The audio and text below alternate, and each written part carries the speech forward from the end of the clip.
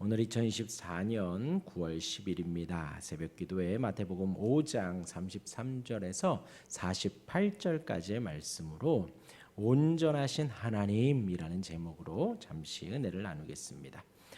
지난 시간 진정한 축복에 대해서, 팔복에 대해서 나누었지요. 하나님은 우리에게 소금으로 짠맛을 내야 한다고, 그러니까 팔복에 이어서 성도들에게 소금으로 짠맛을 내게 하라고, 또 빛을 비추는 성도의 역할을 하라 하고 예수님 우리에게 말씀하셨습니다. 이어서 하나님의 말씀의 중요성을 선포하셨지요. 하나님께서는 1.1획도 없어지지 않는다. 하나님의 말씀이 그러하다 하셨습니다. 구체적으로 그 말씀하시는 바를 말씀하셨죠. 살인하지 말라 하였습니다. 그 살인하지 말라라는 계명을 정하신 하나님의 의도를 말씀을 해주셨죠. 단순히 도구나 어떤 폭력으로 생명을 해롭게 하는 것, 생명을 없애는 것, 그것을 넘어서서 상대를 향해 욕을 해서도 안 되고 바보라고 해서도 안 된다라는 것입니다. 우리가 손으로 혹은 도구로 다른 사람을 살인하는 것, 아프게 하는 것이고 힘들게 하는 것이지요. 단순히 도구와 손으로만, 무력으로만 하는 것이 살인이 아니라 우리의 입으로도, 욕설로도 상대를 힘들게 할 수도 있고 아프게도 할 수 있다라는 것입니다. 그것을 조심하고 하지 말아라 말씀을 하시는 것이죠. 왜요? 하나님의 형상대로 만들어졌기 때문에 우리는 존중하고 또 위해주고 축복해주고 해야 한다라는 것입니다. 이어서 간음하지 말라 하셨습니다. 배우자가 아닌 다른 이성을 보고 음욕을 품는 것까지도 간음이라는 것이지요. 마음이 왜 중요한가요? 마음으로 음욕을 품었다. 이것이 간음이라는 것입니다. 우리 예수님의 설명은요. 왜요? 그 마음조차도 우리 자신이기 때문입니다. 단순히 외모로 우리가 번듯한 옷을 입고 헤어스타일을 가꾸고 외모를 가꾸는 것, 이것도 나의 모습이지만 진정한 나의 모습은 그 마음이라는 거죠. 영혼이라고도 하고 마음이라고도 합니다. 그 모습도 우리의 모습이라는 것입니다. 또한 간음, 우리가 평생에 한 배우자만을 함께 나의 배우자라고 섬기며 살아가는 것입니다. 성경은요, 그렇게 한 배우자를 말하며 한 하나님을 섬긴다라는 것을 이어서 갑니다. 그래서 이제 결혼, 가정을 꾸리는 것, 하나님의 나라와 비슷하게 성경은 설명을 하는 것입니다. 그래서 한 하나님을 섬기며 우리가 한 배우자를 섬기는 것입니다. 그러기에 이른 다른 이성을 보고 음욕을 품는 것, 이미 간음한 것이다. 우리 예수님께서 알려주신 거예요. 이어서 오늘 본문 33절부터 48절까지 너무나도 어렵지 않습니다. 세 단락으로 나뉘어져 있지요. 33절부터 37절까지는 맹세하지 말라 하셨고요. 38절에서 42절까지는 복수하지 말아라. 또 43절부터 48절까지는 원수를 사랑하라. 그러면서 이제 5장은 또 마무리가 됩니다. 먼저 맹세하지 말라는 것은 두 가지를 생각해 볼 수 있습니다. 먼저 맹세를 한다는 것이 어떤 의미인가요? 내가 맹세한다. 난 이번 주부터 새벽기도 꼭 할 거야. 난 맹세할 거야. 무슨 말이죠? 안 할 수도 있는데 이번에 꼭 하겠다라는 거예요. 이미 맹세를 하겠다라는 것은 나 자신에게 또 상대에게 이미 신뢰를 잃었다라는 것이지요. 이미 우리는 이제 37절의 말씀대로 옳다 아니라 해야 된다는 거예요. 내가 할 수 있는 일은 내가 하겠다. 그리고 하면 됩니다. 내가 못하는 일은 그냥 못하겠다. 거절하고 안 하면 됩니다. 하나님의 말씀이, 예수님이 지금 그러는 거예요. 그런데 하지도 못할 거면서 옳다, 맞다, 내가 할게 라고 하거나 혹은 그 반대로 하거나 그러지 말라는 것이죠. 그러지 말라는 것이죠. 한다는 것은 하면 되고요. 못할 것은 정직하게 내가 못한다 하고 선을 싹 그으면 됩니다.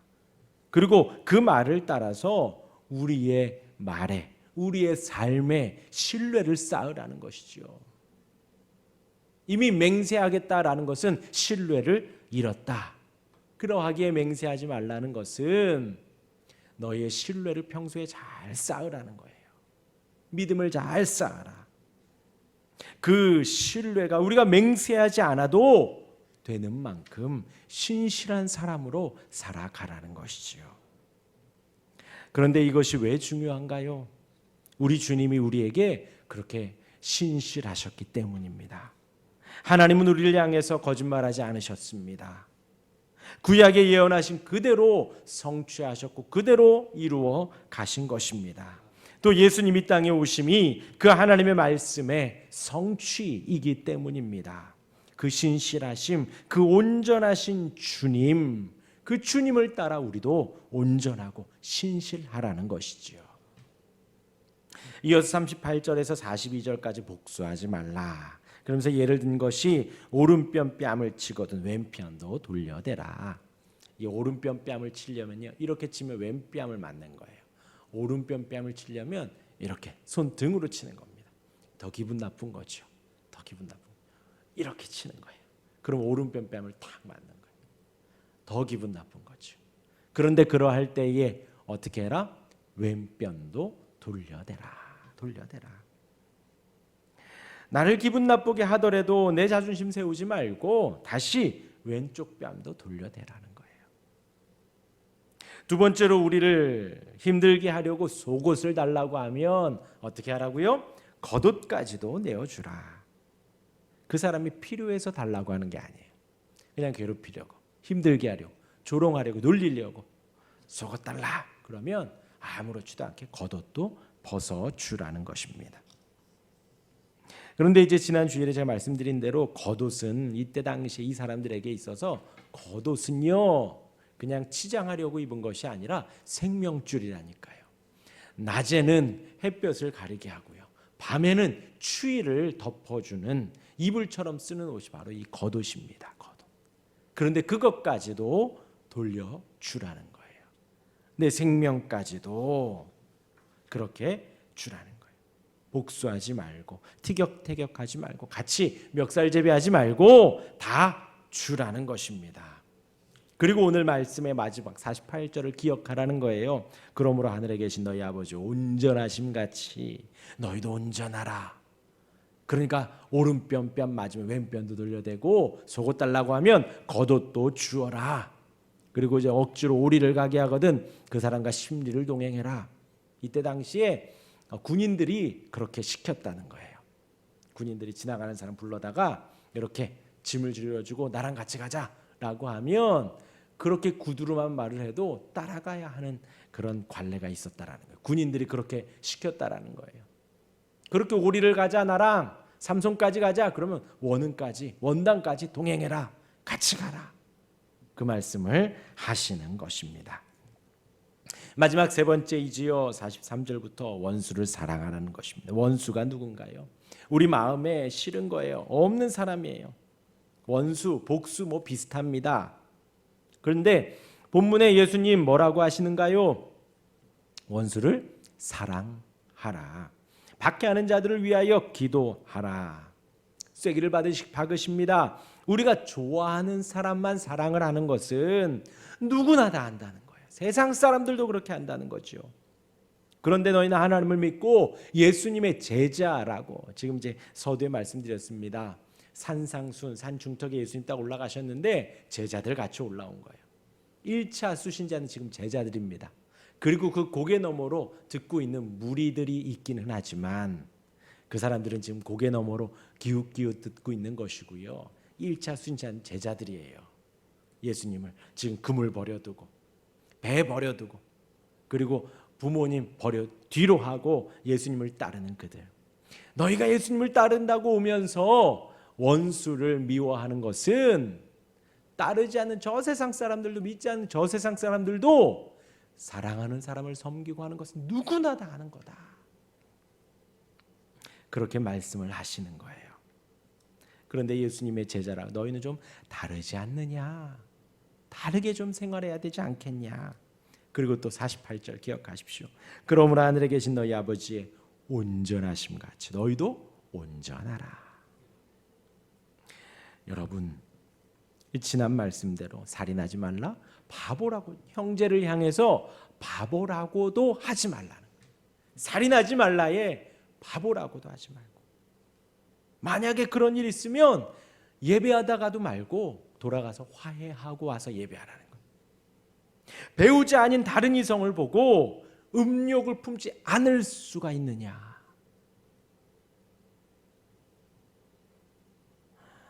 아니면 지금 말한 모든 것을 신실하게 준행할 수가 있나요? 내가 말한 것 다 지킬 수 있나요? 맹세하지 않을 정도로 내가 기다하면 다 기야, 그만큼 할 수가 있을까요?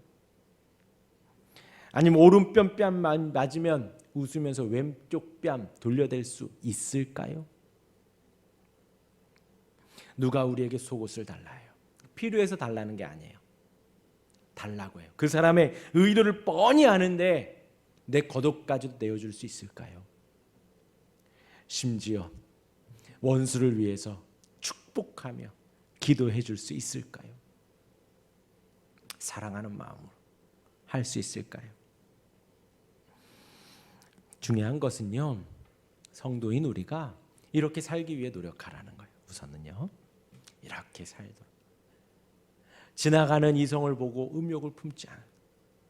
요즘 TV나 미디어가 너무 선정적이잖아요. 그러면서도 마음을 지킬 수 있을까요? 그렇게 하기 위해서 노력해야 됩니다. 왜요? 우리가 이 사랑을 받았기 때문입니다. 우리가 성도가 된 것은요, 우리가 이 자리에 나와 있는 것은요, 그냥 단순히 집 앞에 있는 교회 다니는 거가 아니에요. 그러니까 우리 학생들, 중고등부, 또 우리 초등학생들 이야기 잘 듣는 게, 지나가다가 물어보면요, 너 교회 다니니? 그러면 저 교회 끊었어요. 언제 다니다가 지금은 안 다니고 끊었어요. 이렇게 표현을 해요. 왜냐하면 학원 다니다가 끊고 이쪽 학원으로 옮기고 또 끊고 그렇게 하잖아요. 교회가 그러한 곳인가요? 내가 성도가 된 것이 그런 건가요? 몇 살부터 몇 살까지는 내가 성도였고 끊고 지금은 교회 안 다니고 그런가요? 아닙니다. 우리가 이 자리에 나와 있는 것은 하나님의 사랑을 듬뿍 받고 있다라는 거예요. 우리가 성도가 된 것은 우리가 구원의 은혜를 누리고 지금 이 시간에도 이것이 나의 간증이요, 이것이 나의 고백입니다 찬양하며 나 사는 동안 끊임없이 주님을 찬양하고 찬송하고 예배하겠습니다 고백을 하는 것은 예수님이 우리의 죄를 용서해 주셨기 때문이에요. 우리를 영원한 지옥에서 구원해 주셨기 때문입니다. 건져 주셨기 때문이에요. 우리가 이렇게 못 살 이유가 없어요. 예수님 말씀하시잖아요. 차라리 그냥 눈을 빼버려라. 차라리 팔을 잘라라. 백채가 없이 천국 가는 것이 낫지 온전하게 지옥 가는 것보다. 지나가는 이성을 보고 음욕을 품는다. 눈을 빼버리라는 거예요. 계속해서 막 형제에게 대해서 나가라고 한다 그러면 말을 하지. 그렇게 하는 것이 부당하고 그렇게 하는 것이 어마어마한 헌신을 요구하는 건가요? 우리 주님이 우리에게 주신 은혜에 비하면 아무것도 아니죠. 아무것도 아니죠. 우리 주님 죄가 없는데도 모욕당하시고 침뱉음 당하시고 벌거벗겨져 십자가 지셨잖아요. 나의 죄를 위해서 우리 하나님 아들을 보내신 것이고 우리 예수님이 이 땅에 오셔서 십자가를 지신 거예요. 우리가 이렇게 살아가는데 목숨을 걸고 모든 것을 다 뒤로하고 충분히 따를 수 있다는 것입니다. 정말 다짐하며 목숨 걸고 하겠습니다 하기에 충분하지요. 그런데 더 중요한 게 있습니다. 예수님이 이 말씀을 하시면서 중요한 것은요, 우리가 아무리 노력해도 눈을 뺀들 못할까요? 아니요. 손을 자른들 내 죄가 끊어질까요? 내 백채를 하나씩 없애면 죄가 하나씩 없어질까요? 그렇지 않다라는 거예요. 더 중요한 것은 이 계명들을 예수님이 해석해 주시면서 하나님의 그 의도를 말씀하시면서 예수님은 뭘 우리에게 원하시는가? 우리가 할 수 없다라는 것을 처절하게 알으라는 거예요. 탄식하라는 것입니다. 우리가 도저히 할 수 없는 비참한 존재인 것을 형제를 향해서 바보라고 우리가 안 할 수가 있나요? 툭툭 튀어나오는 말들이 있는데요. 오른뺨 맞으면은 어떻게 웃으면서 왼뺨을 돌려대요? 저 사람 의도를 아는데 내 속옷을 달라고 하는 저 사람의 마음을 아는데 내가 어떻게 기쁨으로 내 겉옷까지 벗겨줍니까? 내가 할 수 없구나. 나는 내 힘으로 한 걸음도 율법을 향해 하나님을 향해 걸음을 내디딜 수 없는 그런 비참한 존재이구나. 그것을 자각하라는 거예요. 그러면요. 그런 우리를 택하신 주님이 보여요. 그러면요. 자각하고 탄식하는 만큼 우리 안에 예수님은 더 가득해지는 거예요. 나의 마음에 더 예수님을 꽉 붙들게 되는 것입니다. 하나님을 더 의지하게 되는 거예요. 우리를 긍휼히 여기시는 온전하신 하나님을 더 사모하고 바라보게 되는 거예요. 그 하나님을 기억하고 높이며 찬양하고 고백하고 나 사는 동안 끊임없이 구주를 찬송하겠습니다. 분명한 것은요, 우리가 그렇게 주님을 높일 때에